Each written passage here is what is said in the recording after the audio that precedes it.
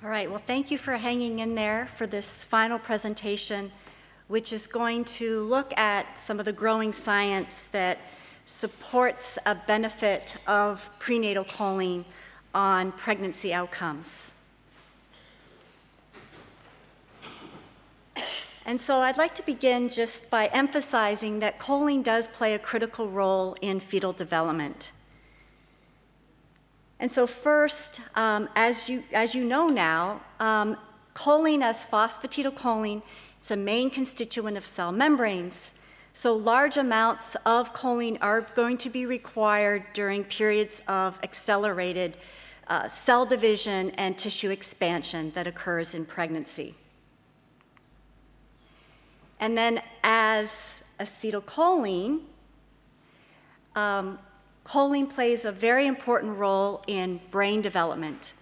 So the hippocampus is known as the learning center of the brain, and it depends on acetylcholine for its activation and development. And so through the hippocampus, acetylcholine is playing a role in learning, memory, and attention. And then not often talked about, but choline can also be converted to another phospholipid called sphingomyelin, and it's a main constituent of the myelin sheath. Of the myelin sheath, which is shown here. It wraps around axons of neurons, and it's very important for facilitating processing speed down that axon. And then as Dr. Obaid has pointed out, choline is an important source of methyl donors, or methyl groups, I should say. And indeed, if you look at the structure of choline, what you can see there are three what are referred to as labile methyl groups, and labile meaning that they can be donated to other molecules. So choline has three of these. And in order to play a role in methylation, choline first is converted to betaine, and then one of these methyl groups can be donated by SAM to methyl acceptors such as DNA, so DNA methylation. And this is a huge focus of today. It's because it can play a role in gene expression, protein synthesis, cellular function, and can have lasting effects on health. So I'd like to now just share a few slides on the demand for choline during pregnancy, which you'll see is very high. And one of the reasons for that is that the baby derives its choline from mom. So this is a busy slide, but I'll take you through it. We'll start here with the maternal diet. And the maternal diet provides choline in two different forms, predominantly. One of the forms is as phosphatidylcholine. This will come in, be incorporated into chylomicrons, and that phosphatidylcholine can then be made available for uptake by the placenta. Choline is also coming in through the maternal diet as free choline, and free choline is going to be taken up by maternal liver. And there it really has one of two fates. It can enter what's referred to as the CDP choline pathway to make what I'll refer to as CDP phosphatidylcholine. This is a direct pathway to make phosphatidylcholine. The other option is that we basically degrade, or we chew up the choline, we oxidize it to betaine, and then we use one of the choline-derived methyl groups to methylate a non-choline phospholipid called phosphatidylethanolamine. And we methylate it 3 times, and we make a new choline moiety, or a new choline molecule, as PEMT phosphatidylcholine.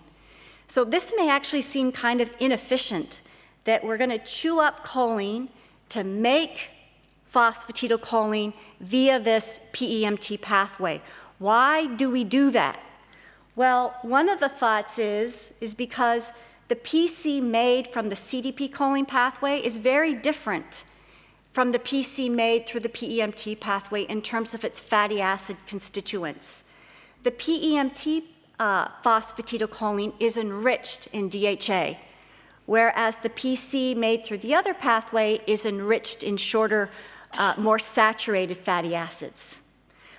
Both of these pathways are upregulated during pregnancy, so both the CDP-choline pathway and the PEMT pathway. And once the PC is made, it's incorporated into VLDL and made available then for placenta uptake. And then interestingly, we've done some tracer studies showing that newly made phosphatidylcholine is also degraded to a larger extent during pregnancy, producing free choline, which can then go out into blood and be available to the developing fetus. So over the next couple of slides, we'll look at the effect of pregnancy on some of the choline metabolites. And the first thing I'd like to share is that pregnancy depletes choline-derived methyl groups. And so here we're looking at betaine and dimethylglycine in third trimester pregnant women or non-pregnant women. And what we can see is that both metabolites are reduced by about 50%. And with our tracer studies where we give labeled choline, what we learned to help explain this is that pregnant women produce or oxidize less choline to make betaine. They're actually sparing that choline to make phosphatidylcholine through the CDP-choline pathway. Despite oxidizing less choline to betaine, they're using more betaine than a non-pregnant woman. And this explains the lower plasma betaine as well as the lower dimethylglycine. And as Rima pointed out, we also know that pregnancy is associated with higher circulating choline and circulating phosphatidylcholine, as shown on this slide. And if we start over here, the reason for this is because both pathways that make phosphatidylcholine are upregulated during pregnancy, and that leads to an increase in circulating phosphatidylcholine. And as I mentioned, during pregnancy, more of the endogenously made phosphatidylcholine is degraded to free choline and then released into circulation, explaining the higher free choline in pregnant women. As Rima pointed out, large amounts of choline are transferred to the developing fetus. And what we're looking at here is concentrations of choline in mom's blood, which is higher than what we would see in a non-pregnant woman, versus concentrations in cord blood. So cord blood choline is about 3 to 5 times higher than mom's blood, so it's actively taken up by the placenta and transferred to the baby. What's really interesting, and I believe is related to the DHA content of the PEMT-PC, is that PEMT-PC is preferentially directed towards the developing fetus. And so just as a reminder, here we have our choline, and in this particular study, the hydrogen is replaced with deuterium. That allows the investigators to follow both the intact molecule, which would make D9PC if you count these deuteriums up, or it allows them to follow the methyl group only. And if the PC is being made by the PEMT pathway, that's going to give you D3PC. So we can see how the choline is being used and what is the fate of those PC molecules. And that's exactly what's shown over here. So what we're looking at here is the amount of PEMT-PC as we go from mother to placenta to baby. And what you can see is that it increases. And that shows that the PEMT-PC is preferentially directed towards the baby. The opposite is seen when we look at the phosphatidylcholine coming from the CDP-choline pathway. So again, why might this be? Well, it probably comes down to the fatty acid composition of the PC molecule. PEMT-PC is different from CDP-choline PC because it's enriched in DHA. And that's likely the reason that it's preferentially transferred. So there seems to be a unique requirement for phosphatidylcholine being made by this endogenous pathway, which, by the way, uses choline as a source of methyl groups. Now, in women of childbearing age, if you give them more choline, you can upregulate the PEMT pathway and increase DHA status. So this was a study which gave 2 different levels of choline, 480 versus 930, to women of childbearing age. And what the investigators found, which was actually my research group, is that it upregulated PEMT activity and it increased DHA export from liver. And if we look over here at the data, we're looking at circulating phosphatidylcholine DHA in red blood cells, which is a marker of DHA status. And this is the level in women consuming the 930 versus the level in women consuming 480. And so what this suggests in terms of pregnancy is that if you were to give additional choline across gestation, it might be a way to increase DHA availability to the developing fetus. And then I'd just like to highlight a few other things in terms of nutritional biomarkers that result from a higher maternal choline intake during pregnancy. First, it increases the circulating concentrations of the choline-derived methyl groups, which are depleted during pregnancy.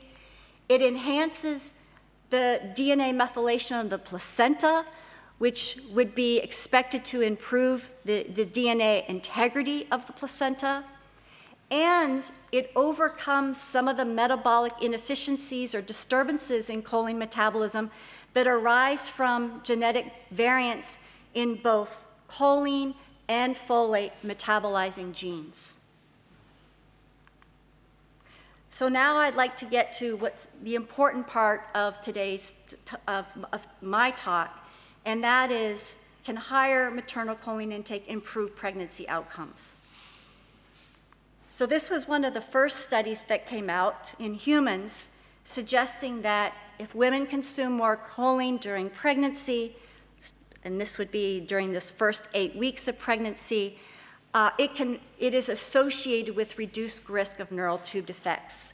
This study was conducted in Southern California, and they divided the women into quartiles in terms of their choline intake. And what they found was that women in the highest quartile, consuming more than 498 milligrams of choline, they had a 50% lower risk of having a baby with a neural tube defect compared to women who were consuming less than 290. And these findings remained after they adjusted for folic acid supplement use. And the study was conducted in the era of folic acid fortification, so suggesting that this is an independent effect from folate. And this group later went on to show that genetic variants in choline metabolizing genes can also increase the risk of NTDs. And we also have some animal models showing that choline deficiency increases the risk of NTDs. So there appears to be some causality if you look at the entire data that is available to us. And then I'd like to just highlight some findings from a study that Rima described. This was a study conducted in 3rd trimester women. The women were getting either 930 or 480 milligrams of choline per day. And basically, in a discovery approach, we sent the cord blood from the babies born to these mothers to a company called Metabolome, which does metabolomic profiling. And what it showed us when it came back was that the babies born to moms who consumed more choline had lower circulating concentrations of cortisol, which is a stress hormone. So we were intrigued by that, wondering what's the mechanism? How can that happen? And as you know, cortisol is the end product of what is referred to as the HPA axis, One of the main stimulators of the HPA axis is CRH, or corticotropin-releasing hormone. Well, during pregnancy, large amounts of CRH can be produced by the placenta. So what we did, and then we looked to see how is this CRH expression regulated in the placenta. And it is regulated by DNA methylation. So then we measured the DNA methylation state of the promoter region, and what we found was that in the placentas from moms consuming the higher choline intake, the CRH promoter gene was more methylated, and this led to a decrease in the amount of CRH in the fetal compartment. So we have a decrease in the stimulation of the HPA axis, or a decrease in response to stress. Now, we don't know if this is a lasting effect, but based on the literature, both human and animal data, the reduced stress reactivity in babies, in the choline babies, I'll refer to them as that, may decrease their vulnerability to stress-related diseases, and I'm just listing a few over here: hypertension, obesity, diabetes, and depression. But it also may improve learning outcomes through improvements in memory, attention, and learning. And then in this same study, again through a discovery-based approach, we found that a higher maternal choline intake reduces the amount of a protein that's involved in preeclampsia.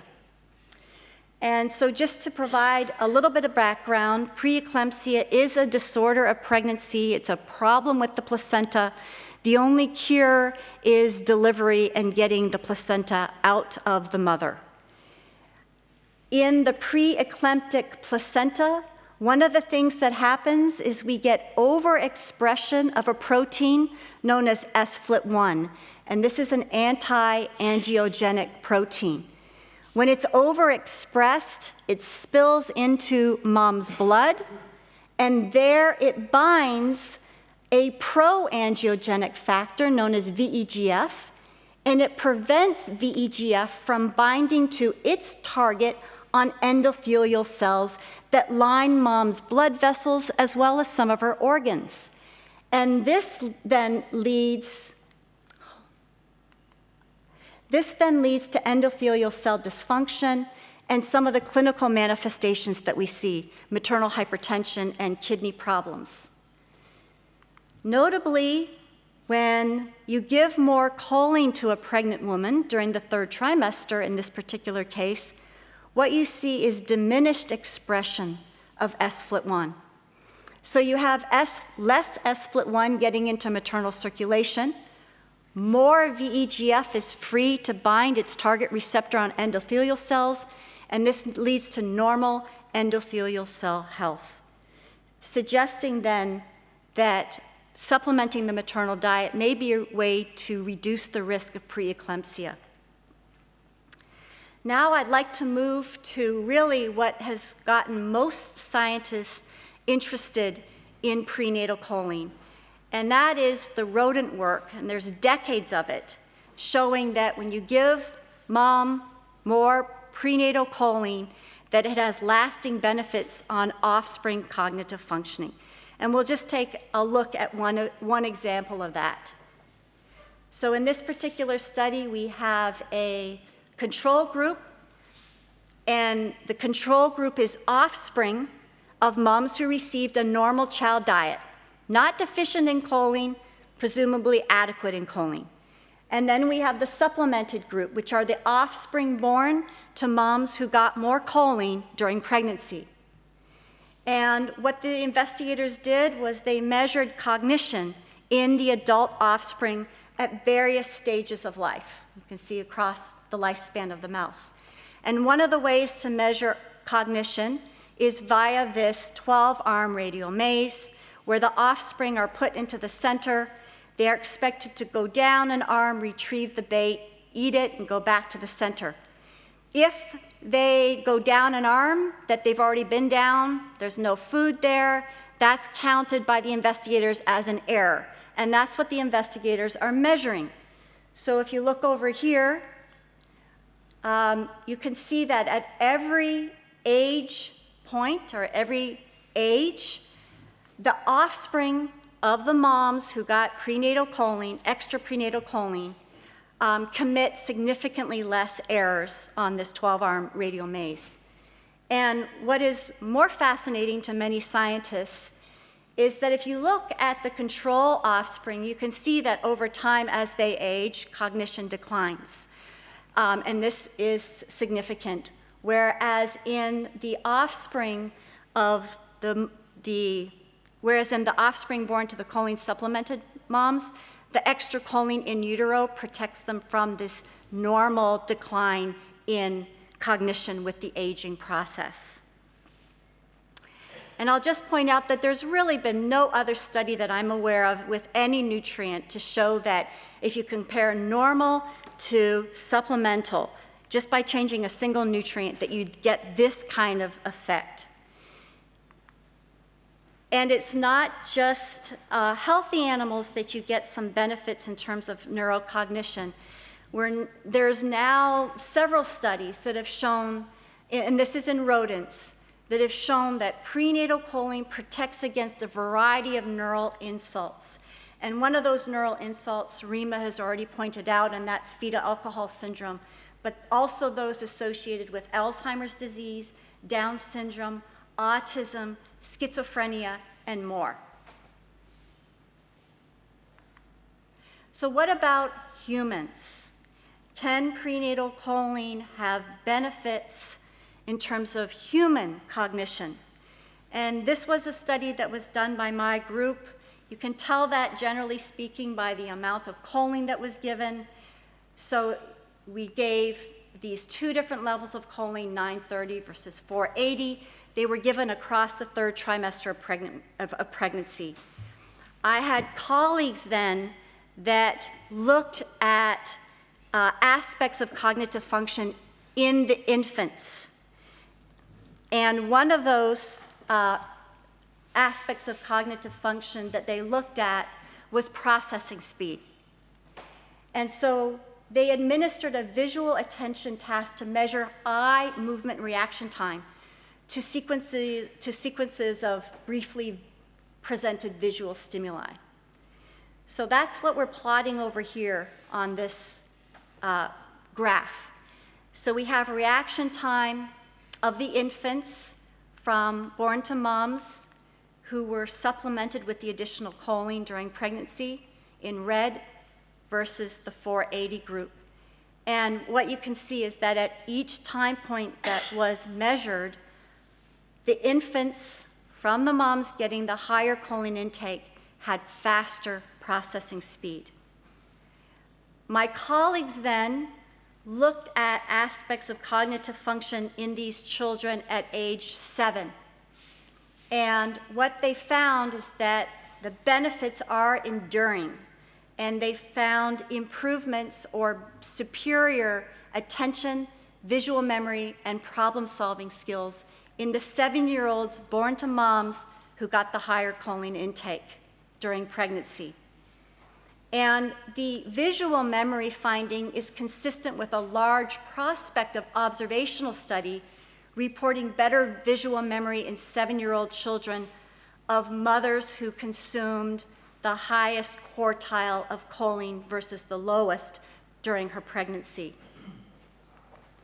And then I also just want to point out that there are some other studies also providing support in humans that additional prenatal choline can have benefits on cognitive functioning. And these are all randomized controlled trials. So Ross et al. In 2013 showed improved attentional development among 5-year-old infants. In 2016, he showed reduced attentional problems and social withdrawal in young children. And then, as Rima has pointed out in the study by Jacobson that looked at some cognitive outcomes in children born to mothers who consumed excessive alcohol during pregnancy, better eye blinking conditioning in infants, and higher novelty preferences scores in the 1-year-olds. So there is certainly data accumulating to support a benefit of prenatal choline on human cognition. And then I'll just end with a few slides showing that the high demand for choline continues in the postnatal period, so during lactation. And one of the things I'd like to share is that if we were to measure circulating choline in the infant across the first year of life, their circulating concentrations are elevated and remain elevated throughout the first year of life. So what this line is indicating is what normal circulating choline concentrations are. And you can see that although they do go down, they remain elevated in the infant. And why I think this is important is because uptake of choline by the brain is best when concentrations are above 14. And you can see that they're above 14 across the first year of life. And then during pregnancy, as we've mentioned, circulating choline is elevated. It remains elevated in the lactating woman. So what we're looking at here is circulating choline in a non-pregnant, non-lactating woman versus what it is in a lactating woman at various time points. And this is going to facilitate the uptake of choline by the mammary epithelium so that it can be put into breast milk. And indeed, large amounts of choline are found in human milk, and it is actively transported from mom across the mammary epithelium into the milk. So here is mom's blood level. Even though it's elevated, you can see that the amount in breast milk is about 15 times more. And we recently showed that you can actually increase breast milk content by increasing mom's choline intake during lactation. So again, we have our two different intake levels, 480 and 930.